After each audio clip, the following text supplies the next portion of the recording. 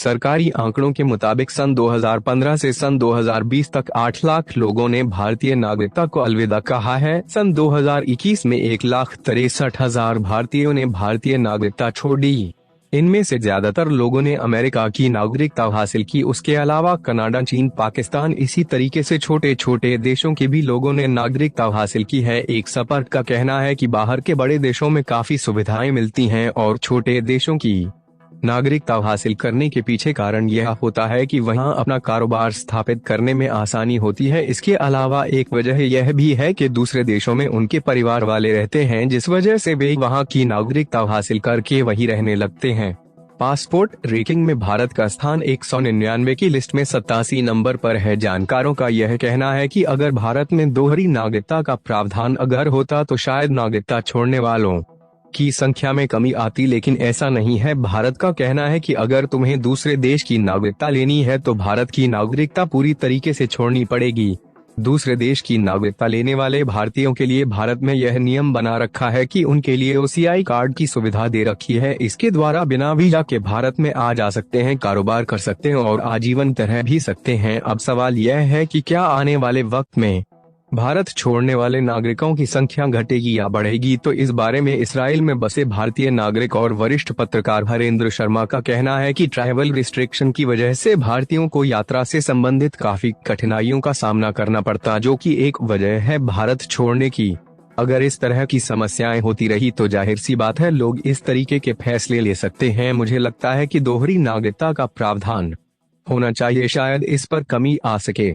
सरकारी आंकड़ों के मुताबिक सन 2015 से सन 2020 तक 8 लाख लोगों ने भारतीय नागरिकता को अलविदा कहा है। सन 2021 में 1,63,000 भारतीयों ने भारतीय नागरिकता छोड़ दी।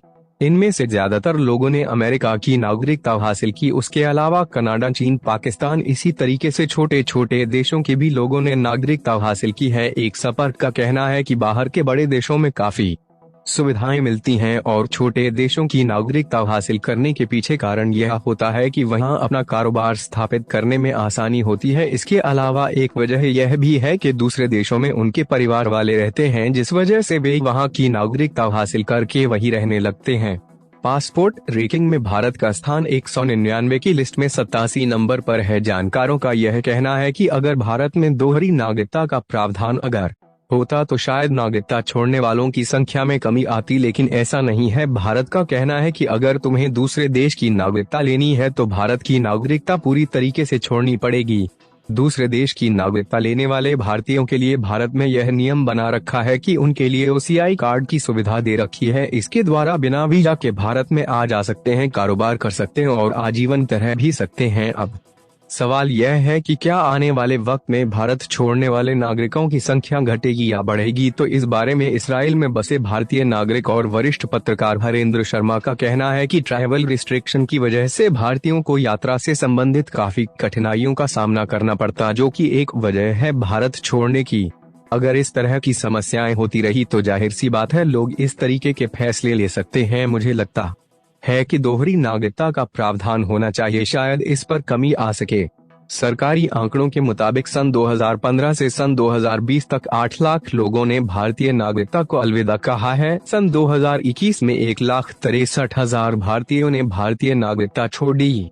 इनमें से ज्यादातर लोगों ने अमेरिका की नागरिकता हासिल की। उसके अलावा कनाडा, चीन, पाकिस्तान, इसी तरीके से छोटे छोटे देशों के भी लोगों ने नागरिकता हासिल की है। एक संपर्क का कहना है कि बाहर के बड़े देशों में काफी सुविधाएं मिलती हैं और छोटे देशों की नागरिकता हासिल करने के पीछे कारण यह होता है कि वहां अपना कारोबार स्थापित करने में आसानी होती है। इसके अलावा एक वजह यह भी है कि दूसरे देशों में उनके परिवार वाले रहते हैं, जिस वजह से वे वहां की नागरिकता हासिल करके वहीं रहने लगते हैं।